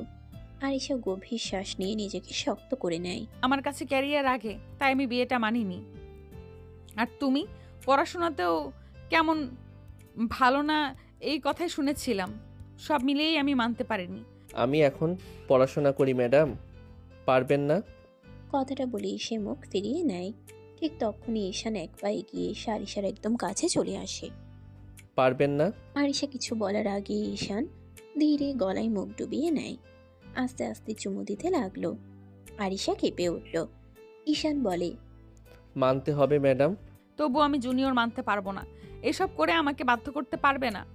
আমি বাধ্য করছি না, আমি আর পারছি না। তুমি বোঝো না আমার জীবনটা কতটা কঠিন। বুঝি, তাই তো এখনো চলে যাইনি। তুমি কেন এত জেদ করছো? কারণ আপনি আমার স্ত্রী, আর আমি হাল ছাড়ার মানুষ না। ঘরটা হঠাৎ খুব ছোট মনে হয়। দুজনের মাঝখানে জমে থাকা না বলা কথা বাতাস ভারী করে তোলে। ঈশান ধীরে ধীরে আরিশার আরো কাছে আসে। নিঃশ্বাসের উষ্ণতা ঠোঁট ছুতেই আরিশা অজান্তেই কেঁপে ওঠে। ঈশান আস্তে করে আরিশার ঠোঁটে কিস করতে থাকে। প্রথমটা খুব নরম, দ্বিতীয়টা একটু বেশি আবেগ জড়িয়ে পড়ে। আরিশার আঙ্গুলগুলো শাড়ি শক্ত করে চেপে ধরে। ঈশান ঈশান কিস থামিয়ে কপাল ছুঁয়ে রাখে, তারপর গলায় মুখ ডুবিয়ে চুমু দিতে দিতে নিচু স্বরে বলে, জানেন 1 বছর হয়ে গেছে আমাদের বিয়ের। 1 বছরও আমরা কখনো ঠিক করে একসাথে হতে পারিনি। আজ আমি আর পালাতে চাই না। এসব ঠিক না। আমি জোর করতে আসিনি আরিশা, আমি শুধু জানতে চাই আজ কি আপনি আমায় আপনার কাছে থাকতে দেবেন? কথাটা বলেই সে আবার খুব আলতো করে ঠোঁটে কিস করে। এবার আরিশা সরিয়ে নেয় না। নীরব ঘরটা হঠাৎ দুজনে নিঃশ্বাসে ভরে যায়। আরিশার চোখের পাতার কোণে জমে থাকা দ্বিধা আর টানাপোড়েন স্পষ্ট। তুমি আমাকে খুব জটিল অবস্থায় ফেলছো। কারণ আপনাকে ছাড়া আমি আর থাকতে পারছি না। ঘরের আলো নরম লাগে। আরিশার ভেতরের দেয়ালগুলো ধীরে ধীরে কাঁপতে শুরু করে। ঈশান আবার ধীরে আরিশার ঠোঁটে কিস করতে শুরু করে। ঘরের ভেতর নিঃশ্বাসের শব্দ ভারী হয়ে আসে। আরিশার চোখ বন্ধ, মাথার ভেতর সব এলোমেলো। ঠিক তখনই ঠক ঠক ঠক, দরজায় হালকা নখ। দুজনেই চমকে আলাদা হয়ে যায়। দরজার ওপাশ থেকে মায়ের কণ্ঠ,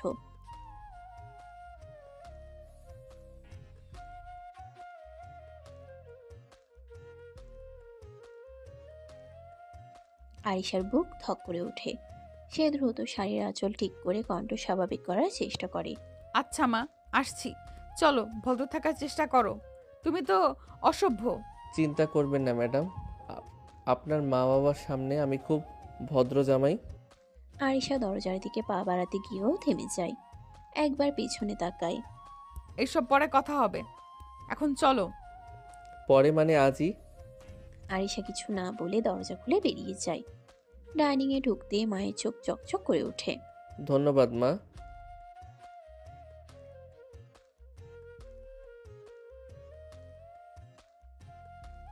আরিশা চুপ করে প্লেটে ভাত নেয়। মাথা নিচু, মুখে কোনো কথা নেই। ঈশান মাঝে মধ্যে তাকায়।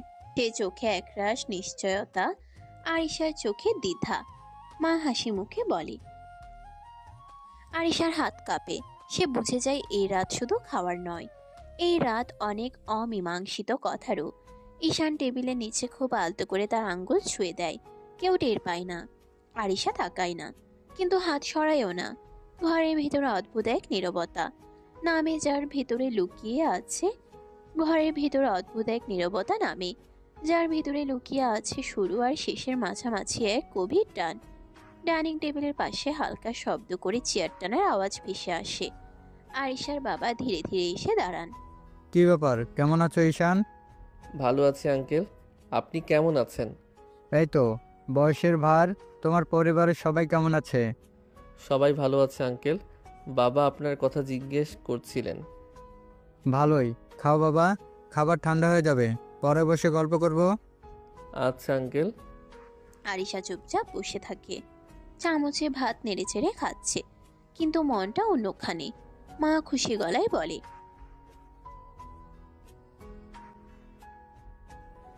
ধন্যবাদ। চোকাচুকি হয় 1 সেকেন্ডের জন্য। আরিশা তাড়াতাড়ি দৃষ্টি সরিয়ে নেয়। বাবা খাবারের ফাঁকে আবার বলেন, অনেকদিন পর ঘরটা আবার ভরা লাগছে। ঈশান সম্মতি সুরে বলে। আমারও তাই মনে হচ্ছে আঙ্কেল। টেবিল জুড়ে স্বাভাবিক কথাবার্তা চলতে থাকে, কিন্তু আরিশা জানে এই স্বাভাবিকতা নিচে জমে আছে বহু না বলা প্রশ্ন। খাবার শেষে ঈশান গ্লাসটা নামিয়ে ধীরে উঠে দাঁড়ায়। কণ্ঠটা ভদ্র, কিন্তু ভেতরে অদ্ভুত টান। তাহলে আমি চলে যাই আজ? আজ না বাবা, তুমি জামাই মানুষ, আজ তো যেতে পারবে না। আঙ্কেল, এমনিতেই হঠাৎ আসা। এসব কথা চলবে না। জামাই শ্বশুরবাড়ির এলে নিয়ম আছে। আটকে রাখছো কেন বাবা? কারণ জামাই শ্বশুরবাড়ি থেকে রাতে যায় না। কথাটা শেষ হতেই ঘরে এক মুহূর্ত নীরবতা নেমে আসে। মায়ের মুখে চাপা হাসি। ঈশান অবাক, তারপর ধীরে হাসে। আরিশার গা লাল হয়ে ওঠে, চোখ নামিয়ে নেয়, আর একটাও কথা না বলে দ্রুত রুমের দিকে চলে যায়। পেছন থেকে মায়ের গলা, লজ্জা পেয়েছে মনে হয়। থাক, যাক, তুমি বসো বাবা, আজ এখানেই থাকবে। আচ্ছা আঙ্কেল। অন্যদিকে রুমে ঢুকে দরজা চাপিয়ে দেয় আরিশা। বুক ধরফর করছে, নিজের সাথে বিড়বিড় করে। এখন কি করে দূরে থাকবো? ঈশান ধীরে এসে রুমের দরজাটা বন্ধ করে দেয়। ক্লিক শব্দটা কানে যেতেই আরিশার বুক কেঁপে ওঠে। কাছে আসবে না ঈশান। ঈশান এক পা এগিয়ে আসে, চোখে ক্লান্তি, কিন্তু তার চেয়েও বেশি জমে থাকা আকাঙ্ক্ষা। এতদিন পরে বউকে কাছে পেয়েছি, আদর না করে ছেড়ে দেবো, এটা কি সম্ভব? এসব বন্ধ করো, এখন না। ঈশান কিছু না বলে ধীরে ঝুঁকে আসে, ঠোঁটে ঠোঁট ডুবিয়ে কিস করতে লাগলো। আরিশার নিঃশ্বাস এলোমেলো হয়ে যায়। ঈশান, শুধু অনুভব করতে দিন, আর কিছু চাইছি না। সে আলতো করে আরিশাকে তুলে নেয়। কোনো তাড়া নেই, কোনো জোর নেই, শুধু বহুদিন জমে থাকা অধিকার আর টান। বিছানায় নামিয়ে দিয়ে ঈশান থেমে যায়, চোখে চোখ রেখে বলে, ভয় পাচ্ছেন? জানি না, সবকিছু হঠাৎ খুব বেশি হয়ে যাচ্ছে। আমরা ধীরে চলবো, কিন্তু আজ আপনি আমাকে দূরে ঠেলবেন না। ঈশানকে 2 হাতে ঠেকিয়ে আরিশা শ্বাস টেনে নেয়। ঈশান আবার কাছে টেনে নেয় আরিশাকে। প্লিজ ঈশান, জোর করবে না, আমার সময় লাগবে। 1 বছর দূরে থেকেও কিসের সময় লাগবে আপনার? সব অনুভূতি একসাথে আসে না। ঈশান গলার স্বরটা নরম করার চেষ্টা করে, কিন্তু ভেতরের অস্থিরতা চাপা থাকে না। আমি আর সময় দিতে পারবো না আরিশা। কথাটা বলেই সে ধীরে ঝুঁকে আসে। আরিশা কিছু বলার আগেই ঠোঁটে আলতো ছোঁয়া। আরিশার নিঃশ্বাস কেঁপে ওঠে। ঠিক তখনই ট্রিং ট্রিং, রুমের নীরবতা ছিঁড়ে ফোন বেজে ওঠে। আরিশা চমকে উঠে ঈশানকে ঠেলে দূরে সরায়।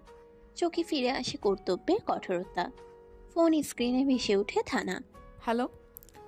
ম্যাডাম, নতুন কেস এসেছে, এখনই দরকার। ঠিক আছে, আমি আসছি। কল কেটে যায়।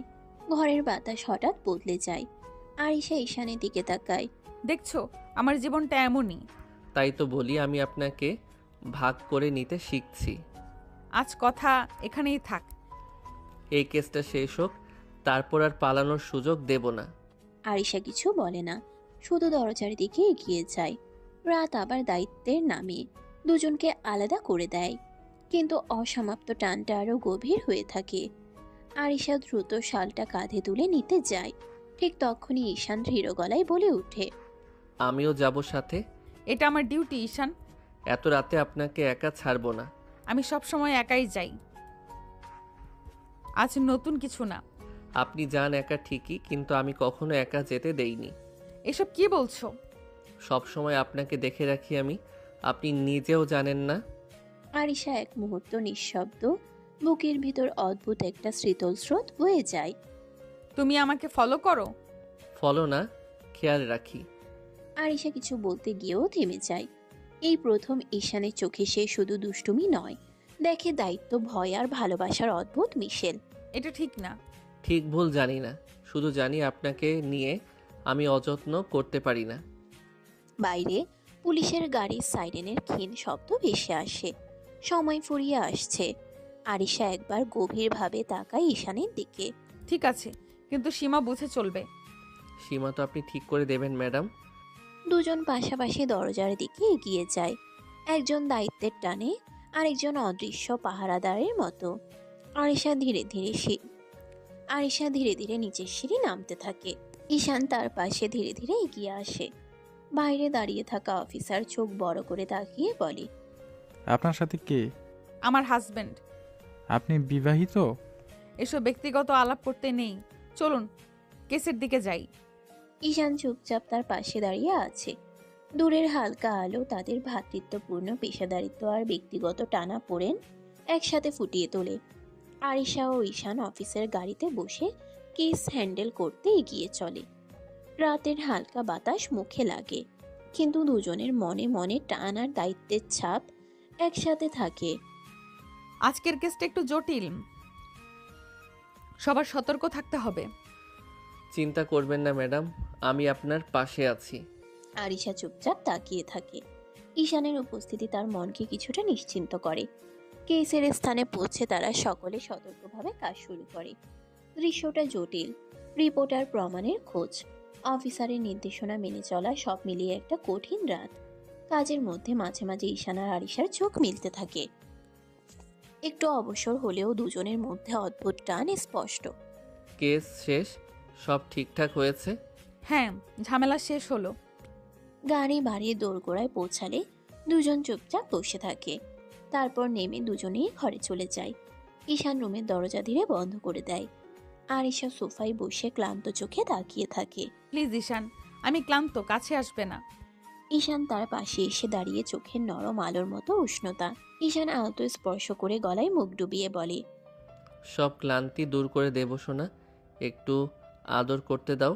আরিশা কিছু বলার আগে ঈশান আবার ঠোঁটে ঠোঁট ডুবিয়ে কিস করতে লাগলো। ধীরে ধীরে কোমল ভাবে, যেন সব ক্লান্তি ভেঙে যাবে। আরিশা চোখ বন্ধ করে রাখে। ভেতরে বুঝতে পারছে আজ ঈশান থামবে না। চোখে কিছুটা ভীতি, কিছুটা আকাঙ্ক্ষা। হাতগুলো অচেতন ভাবে ঈশানের কাঁধে পড়ে। মনের ভেতর ঘুরছে, এই ধরনের ঘনিষ্ঠতা তার কাছে নতুন, কিন্তু এক অদ্ভুত সুরের মতো টানে। ঈশান চুপচাপ থাকে না। কিছু সময় মুখ ডুবিয়ে, কিছু সময় ঠোঁটে নরম স্পর্শ দিয়ে ধীরে ধীরে আদর করতে থাকে। আরিশা আর কিছু বলে না, শুধু অনুভব করে, অবস্থা বুঝতে চেষ্টা করে, আর ভেতরে ছোট্ট হাহাকার বয়। ঈশান আস্তে আস্তে গলায় কিস করতে করতে নিচে নেমে যায়। আরিশা ঈশানের চুল খামচে ধরল। ঈশান এক ঝটকায় কোলে করে বিছানায় শুয়ে দিয়ে আদর করতে লাগলো সারা শরীরে। সারা রাত চলতে থাকলো আদর। সকালবেলা আরিশা ডাকছে। সকালের হালকা আলো রুমে ঢুকতে আরিশার ঘুম ভাঙল। ছাড়ো ঈশান, ডিউটিতে যাব, সময় কম। না সোনা, আরও একটু থাকো। না, সময় নাই, সরো ঈশান। ঈশান কিছুক্ষণ চুপচাপ তাকিয়ে থাকে। ভেতরের আকুলতা চোখে স্পষ্ট, কিন্তু আরিশা দৃঢ়তা দেখে ধীরে ধীরে সরে যায়। ঠিক আছে, এখন সরছি, পরে কিন্তু সরবো না। আরিশা মাথা নেড়ে সম্মতি জানালো। আরিশা ফ্রেশ হয়ে রেডি হলো। ঈশান ধীরে ধীরে রুমের পাশে দাঁড়িয়ে শেষবার চোখে চোখ রেখে বলল, ভালো থাকো, আমি তোমার জন্য অপেক্ষা করব। আরিশা ব্যাগটা তুলে ডিউটির জন্য বেরিয়ে চলে। আরিশা সিঁড়ি নামতেই মা বসে তাকিয়ে বললেন, ডিউটি আছে মা।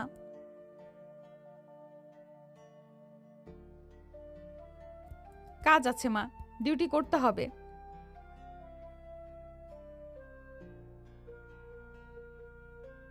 আরিশা কিছুক্ষণ চুপ করে দাঁড়ালো। মায়ের চোখে স্নেহ আর ঈশানের জন্য অপেক্ষা একসাথে ফুটে উঠেছে। অবশেষে আরিশা মন থেকে মাথা নেড়ে সম্মতি জানালো। আচ্ছা মা, আজ থাকবো। আরিশা রুমে ধীরে ফিরে আসে। ঈশান বিছানার পাশে বসে তাকিয়ে আছে, চোখে আগুন আর উচ্ছ্বাসের মিশেল। কি ব্যাপার, চলে আসলে কেন? মা যেতে দিল না। ঈশানের চোখে একরাশ খুশি ছড়িয়ে পড়ে। সে দ্রুত এগিয়ে এসে আরিশাকে জড়িয়ে ধরে বলল, আমার শাশুড়ি মা বুঝলো, আমাকে বাঁচিয়ে রাখলেন, ধন্যবাদ, তাকে অনেক ধন্যবাদ। আর কি বলবো, মা বলল আজ বাইরে যেও না। ঠিকই বললেন, আজ শুধু আমরা থাকবো। সারাদিন ঈশান আরিশাদের বাড়িতেই থাকলো। বিকেল পর্যন্ত দুজন একসাথে সময় কাটালো। ক্লান্তি, হেসে খেলে ছোট ছোট মুহূর্তের আনন্দ। এরপর ঈশান বাড়ি থেকে বের হয়ে বন্ধুদের সঙ্গে আড্ডা দিতে গেল। বন্ধুরা চোখ বড় করে তাকিয়ে বলল, কই ছিলি রে আজ? বউয়ের কাছে ছিলাম। মজা করিস নাকি? মজা কোন দুঃখে করব, এটা সত্যি। তুই তো বিয়ে করিস নাই রে, বলিস নাই কেন? আরও 1 বছর আগে করেছি। বলিস নাই কেন? এতদিন বউ মানতো না, তাই বলি নাই, এবার একটু মানছে, তাই বললাম। বন্ধুরা অবাক হয়ে একবার চুপ করে থাকে। তারপর সবাই হেসে ওঠে। ঈশানের চোখে হালকা উষ্ণতা আর খুশি। রাতের নীরবতায় ঈশান বাড়ির বাগানে ঢুকতেই মায়ের কণ্ঠ ভেসে আসে। মা বসেছিলেন, ছেলের মুখের দিকে তাকিয়ে বুঝে নেন আজ কিছু একটা বদলেছে। কি রে ঈশান, আরিশা কি তোকে মেনেছে? ঈশান জুতা খুলতে খুলতে হালকা হাসে, চোখে ক্লান্তি কিন্তু তার চেয়েও বেশি আশা। পুরোপুরি না, তবে কিছুটা মেনেছে। তাহলে হলো, একদিন কি সব হয় নাকি? এবার বাড়ি আনার ব্যবস্থা কর। দেখি মা, কথা বলে দেখি সে কি বলে। ধৈর্য ধরিস, ও শক্ত মেয়ে, কিন্তু মনটা খারাপ না। ঈশান মাথা নেড়ে সম্মতি জানায়। মনের ভিতর আরিশার মুখটা ভেসে ওঠে, রাগী চোখ, কঠিন কথা আর তার আড়ালে লুকিয়ে থাকা দ্বিধা। একদিন ঠিকই মানবে, পুরোপুরি। রাত আরো গভীর হয়, কিন্তু ঈশানের চোখে ঘুম নেই। সেখানে শুধু অপেক্ষা আর ভবিষ্যতের স্বপ্ন। পরের দিন সকালটা ঈশানের জন্য অদ্ভুত রকমের টান টান। মনটা ঠিকমতো স্থির হচ্ছিল না। তবুও নিজেকে সামলে থানার সামনে এসে দাঁড়ায় সে। থানার গেটের ভেতরে ঢুকতেই চারপাশে চেনা গম্ভীর পরিবেশ, ইউনিফর্ম করা কণ্ঠ, দ্রুত পায়ের শব্দ। ঈশান গেটের পাশে দাঁড়িয়ে থাকা কনস্টেবলটার দিকে এগিয়ে যায়। ভাই, একটু আরিশা ম্যামকে ডাকবেন। কনস্টেবল ঈশানের দিকে সন্দেহ ভরা চোখে তাকায়, উপর নিচে একবার ভালো করে দেখে নেয়। আপনি কে? ওনার হাজবেন্ড। কি বলেন? আরিশা ম্যাম তো কখনো। জানি, কিন্তু কথাটা সত্যি। কনস্টেবল আর কিছু না বলে ভেতরের দিকে চলে যায়। কিছুক্ষণ পর থানার ভেতর থেকে পরিচিত শক্ত পায়ের শব্দ শোনা যায়। আরিশা বেরিয়ে আসে, ইউনিফর্মে গাম্ভীর্য, চোখে চিরচেনা কঠোরতা। চোখে পড়তেই ঈশানকে দেখে থমকে যায় সে। তুমি এখানে কেন? তোমার সাথে কথা বলতে এসেছি। থানা কোনো গল্প করার জায়গা না ঈশান। জানি, তাই তো বাইরে দাঁড়িয়ে আছি। এক মুহূর্ত চুপচাপ। চারপাশে লোকজনের কৌতূহলী দৃষ্টি আরিশা টের পায়। আরিশা জানে এখানে দাঁড়িয়ে গল্প করলে তাকে কৈফিয়ত দিতে হবে, তাই বলল, 10 মিনিট, এর বেশি না। 10 মিনিটই যথেষ্ট। দুজন থানার গেটের বাইরে এসে দাঁড়ায়। রোদে আরিশার মুখ আরো কঠিন লাগছে। ঈশান একবার সে মুখে তাকিয়ে দেখলো ভালো করে। বলো, কি বলতে এসেছো? মা বলেছে তোমাকে বাড়ি আনার কথা ভাবতে। এত সহজ নাকি? না, তাই তো ভাবছি, জোর করছি না। কথার মাঝখানে হালকা নীরবতা নামে। 10 মিনিটের ভেতর যেন কত কথাই জমে আছে। আরিশা মুখ ফিরিয়ে নেয়। এখন যাও, ডিউটিতে আছি। ঠিক আছে, কিন্তু একদিন কথা বলতে দেবে শান্তভাবে। আরিশা কিছু বলে না, শুধু একবার তাকায়। সেই তাকানোয় রাগের সাথে একটু দ্বিধাও লুকিয়ে থাকে। থানার গেটের সামনে তখনও মানুষের আনাগোনা। আরিশা ঘড়ির দিকে তাকিয়ে ডিউটিতে ফেরার প্রস্তুতি নিচ্ছিল। হঠাৎ ঈশান আচমকা আরিশার হাতটা ধরে ফেলে। এই হাত ছাড়ো, কি করছো? একটু এদিকে আসো। কেন? তোমাকে লাগবে এখানে। পাগল হয়েছো? না, একটু না। চলো গাড়িতে। ঈশান, মাথা খারাপ নাকি? এটা থানা। তাতে কি, আমি কি চুরি করছি? নিজের বউয়ের সাথে একটু রোম্যান্স করব, এতে এত ভয়?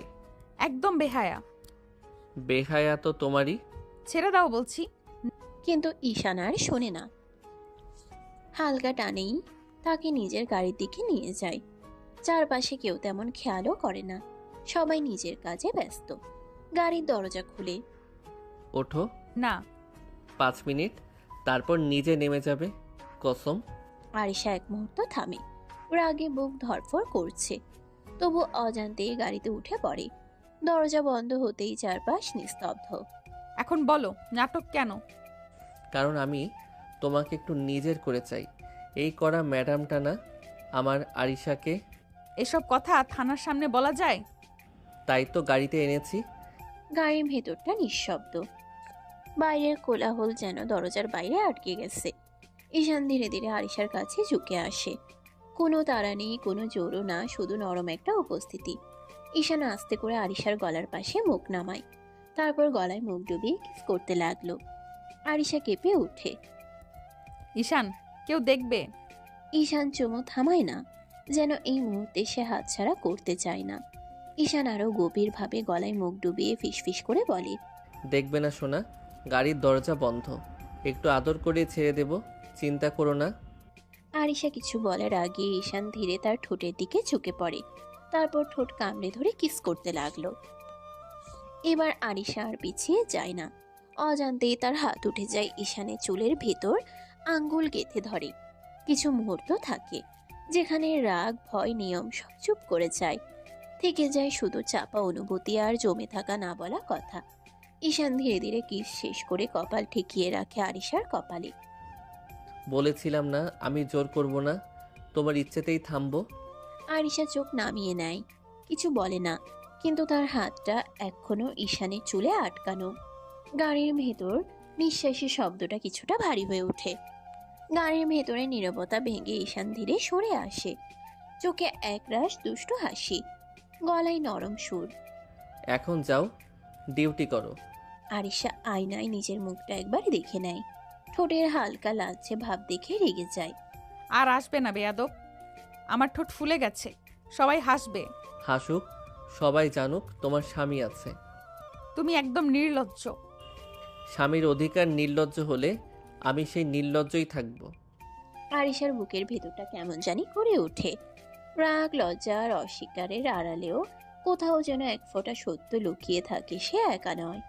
আরিশা গাড়ির দরজা খুলে নামতে নামতে বলে, সাবধান করলাম, থানার সামনে এসব করলে কিন্তু হাত করা পরাবো। হাত করা হলেও সমস্যা নাই ম্যাডাম, আপনার হাতেই পড়লে শাস্তিটা মধুর। আরিশা আর এক সেকেন্ডও দাঁড়ায় না, রেগে হেঁটে থানার ভিতরে ঢুকে পড়ে। পিছনে দাঁড়িয়ে ঈশান তাকিয়ে থাকে, চোখে গর্ব, ঠোঁটে হালকা হাসি। রাত বেশ গভীর, ডিউটির ক্লান্তি গায়ে মেখে আরিশা ঘরে ঢুকে ব্যাগটা নামিয়ে চুপচাপ ফ্রেশ হয়ে নেয়। আয়নায় নিজের মুখটা একবার দেখে নেয়, চোখে ক্লান্তি, ভেতরে অদ্ভুত এক অস্থিরতা। নিচে নামতেই রান্নাঘর থেকে মায়ের ডাক। আরিশা আর কথা বাড়ায় না, চুপচাপ বসে ভাত নেয়। কয়েক লোকমা খাওয়ার পর মা পাশের চেয়ারে বসে তাকিয়ে থাকে। ও কেন প্রতিদিন আসবে মা?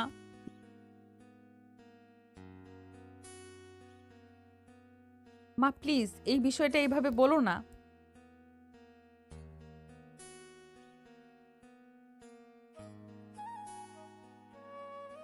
আরিশা জবাব দিতে যাবে, ঠিক তখনই টিং টং কলিং বেলের শব্দে ঘরের ভেতরটা কেঁপে ওঠে। মা উঠে দাঁড়ায়। মা দরজার দিকে এগিয়ে যায়। গেট খুলতেই সামনের আলোয় একটা পরিচিত মুখ। আসসালামু আলাইকুম মা।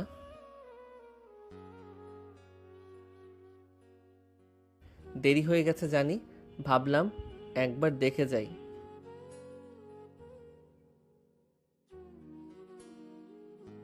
ভেতর থেকে সব শুনে আরিশা উঠে দাঁড়ায়।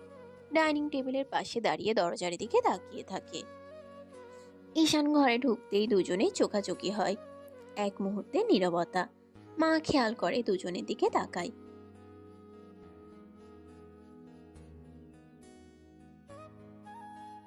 আমি খেয়ে ফেলেছি। সমস্যা নাই মা, আমি একটু বসেই যাব।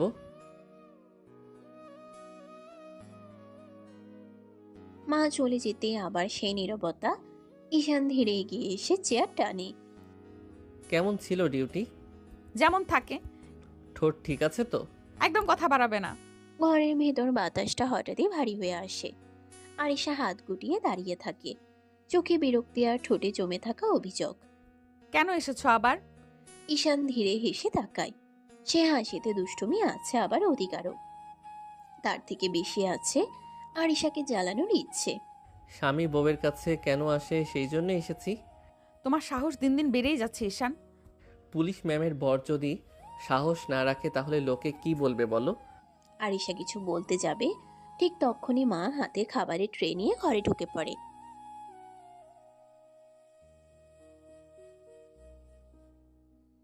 ধন্যবাদ মা, আপনি না থাকলে আমার পেটই চলতো না। যে বউ আমার।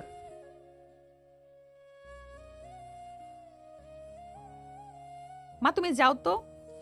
মা বুঝে যায় আর কিছু বলে না, চুপচাপ বেরিয়ে যায়। ঈশান বসে বসে হেঁটে থাকে। আরিশা জানালার পাশে দাঁড়িয়ে বাইরে তাকিয়ে থাকে, কিন্তু কানটা ঠিকই ওর দিকেই। খাওয়া শেষ করে ঈশান হাত ধুয়ে উঠে দাঁড়ায়। আমি একটু রুমে যাই। কে বলেছে আমার রুমে যেতে? এই বাড়িতে আমার বউয়ের একটা রুম আছে, আমি সেখানেই যাব। আরিশা কিছু বলার আগে ঈশান হেঁটে তার রুমের দিকে চলে যায়। কিছুক্ষণ পর আরিশাও রুমে ঢুকে। দরজা বন্ধ হতেই ঈশান পেছন ফিরে তাকায়। রাগ করলে তোমাকে আরো সুন্দর লাগে জানো। একদম বাজে কথা বলবে না। আমি শুধু সত্যি বলি আরিশা, তুমি যতই শক্ত হও দেখতে কিন্তু মাশাআল্লাহ। ঘরের ভেতর নরম আলো, জানালার পর্দা একটু নড়ে উঠছে। ঈশান বিছানার পাশে দাঁড়িয়ে, চোখে সেই চেনা দুষ্টু আত্মবিশ্বাস। শাড়ি পরে আসো। তোমার কথা মতো চলতে পারবো না, আমি যা ইচ্ছে তাই করব। ঈশান হালকা হেসে আলমারির দিকে এগিয়ে যায়। দরজা খুলে একটার পর একটা শাড়ি সরিয়ে শেষমেশ একটা হালকা রঙের শাড়ি বের করে। তাহলে আমি পরিয়ে দেই। কি বেয়াদবি করছো তুমি? একটু পরেই তো সব দেখবো। এত লজ্জা কিসের ম্যাডাম? আরিশার রাগে গাল লাল হয়ে যায়। সে ঝট করে শাড়িটা ঈশানের হাত থেকে কেড়ে নেয়। একদম বাড়াবাড়ি করো না। এই বলে সে দ্রুত বাথরুমের দিকে চলে যায়। দরজা বন্ধ হতেই ভেতর থেকে লক দেওয়ার শব্দ। ঈশান বাইরে দাঁড়িয়ে হেসে ফেলে। তাড়াতাড়ি আসবেন কিন্তু, শাড়িতে আপনাকে দেখার খুব ইচ্ছে। বাথরুমের ভেতর আরিশা আয়নার সামনে দাঁড়িয়ে গভীর নিঃশ্বাস নেয়। হাত কাঁপছে রাগে না অস্বস্তিতে, সে নিজেই বুঝতে পারে না। কিছুক্ষণ পর দরজা খুলে যায়। আরিশা ধীরে বের হয়, শাড়িটা পরা, চুল আলগা করে বাঁধা। ঈশান এক মুহূর্ত থেমে যায়, চোখ সরাতে পারে না। দেখো আমি তো বলেছিলাম শাড়িতে তোমাকে আলাদা লাগে। তাকিয়ে থাকো না। আমার কাছে এটা অনেক বড় ব্যাপার, কারণ তুমি আমার বউ। আরিশা কিছু বলে না, শুধু জানালার দিকে তাকিয়ে থাকে। বুকের ভেতর অদ্ভুত একটা টান। ঘরের আলোটা নরম হয়ে আসে, বাইরের রাত গাঢ়। ঈশান ধীরে আরিশার কাছে এগিয়ে আসে। ঈশান কানের কাছে মুখ এনে খুব নিচু গলায় বলে, আজ তোমাকে অনেক আদর করব সোনা, তুমি পাগল হয়ে যাবে। আরিশা কিছু বলার আগে ঈশান ঠোঁটে ঠোঁট ডুবিয়ে দিল আরিশার ঠোঁটে। কিস করতে লাগলো পাগলের মতো। আরিশার শরীর কেঁপে ওঠে, তবু সে সরিয়ে নেয় না নিজেকে। ঈশান তাকে খুব সাবধানে কোলে তুলে বিছানায় শুয়ে দেয়। ঈশান চুপ, আজ কিছু বলার দরকার নেই, আজ শুধু চুপ থাকো। আরিশা আর কিছু বলে না। সে জানে এই মানুষটা তার স্বামী, এই স্পর্শে দখল আছে, কিন্তু অচেনা কিছু নেই। ঈশান তার হাত দুটো নিজের হাতের ভিতর নেয়। 1 বছর ধরে কত কিছু জমেছিল জানো? রাগ, অভিমান, ইচ্ছে, সব। আমি সহজ মানুষ না, তুমি জানো। জানি, তাই তো ছাড়িনি। ভালোবেসে আগলে রাখবো। ঘরের ভিতর শব্দ কমে আসে, কথা থেমে যায়, শুধু নিঃশ্বাস আর উপস্থিতির উষ্ণতা। ঈশান আস্তে আস্তে পুরোটা নিজের আয়ত্তে নিয়ে নিল। আরিশা ও ঈশানের আদর ভালোবাসা উপভোগ করতে লাগলো। 2 মাস কেটে গেছে। এই 2 মাসে আরিশার ভেতরের কঠিন দেয়ালটা ধীরে ধীরে নরম হয়েছে। রাগে পুলিশ ম্যাডামের চোখে এখন আর ঈশানের জন্য শুধু বিরক্তি নেই, আছে বিশ্বাস, অভ্যাস আর নিঃশব্দ ভালোবাসা। আজ নতুন করে অনুষ্ঠান হয়েছে, সব নিয়ম মেনে সবার সামনে আবার বিয়ে হয়েছে তাদের। ঈশানদের বাড়ির বাসর ঘরটা নরম আলোয় ভরা, ফুলের গন্ধে নতুন শুরু করার উত্তেজনায় ঘরটা যেন আরো উষ্ণ। আরিশা বিছানার পাশে বসে আছে, শাড়ির আঁচল ঠিক করতে করতেই একবার আয়নায় তাকায়। নিজেকে চিনতে কষ্ট হয়, এই মেয়েটা কি সত্যি সেই রাগী আরিশা? দরজা খুলে ঈশান ঢোকে, চোখে হাসি, মুখে সেই চেনা দুষ্টুমি। ঈশান হালকা হাসি দিয়ে বলে, কি ম্যাডাম, শেষ পর্যন্ত আমার বেডরুমে এলেন তো? আর কি উপায় আছে, এভাবে বেহায়ার মতো ঘুরছো, না এলে উপায় রাখুনি। ঈশান ধীরে কাছে আসে, তার চোখে আজ কোনো জেদ নেই, শুধু গভীর ভালোবাসা। বেহায়া না ম্যাডাম, এটার নাম ভালোবাসা। আরিশা আর কিছু বলে না। এই মানুষটার কথায় এখন আর রাগ জাগে না, বরং একরকম শান্তি। ঈশান খুব আলতো করে তার গলায় হাত রাখে, কপালে ঠোঁট ছুঁয়ে দেয়। আরিশা চোখ বন্ধ করে ফেলে। এই স্পর্শ এখন আর অচেনা নয়। ঈশান তাকে ধীরে কোলে তুলে নেয়, বিছানায় বসিয়ে পাশে বসে। জানো, এখন আর তুমি শুধু পুলিশ ম্যাডাম না, তাহলে কি? আমার ঘর, আমার শান্তি। আরিশা প্রথমবার নিজে থেকে ঈশানের কাঁধে মাথা রাখে। কোনো বাধা নেই, কোনো ভয় নেই। ঈশান ধীরে ধীরে আরিশাকে শুয়ে দিয়ে কিস করতে লাগলো। আরিশাও বাধা দিল না। ঈশান এক হাত দিয়ে আরিশার শাড়ির আঁচল ফেলে দিয়ে বুকে মুখ ডুবিয়ে কিস করতে লাগলো। আরিশা ও ঈশানের স্পর্শে বেসামাল হয়ে গেছে। আস্তে আস্তে দুজন ভালোবাসার গভীর সাগরে ডুব দিল। সমাপ্ত।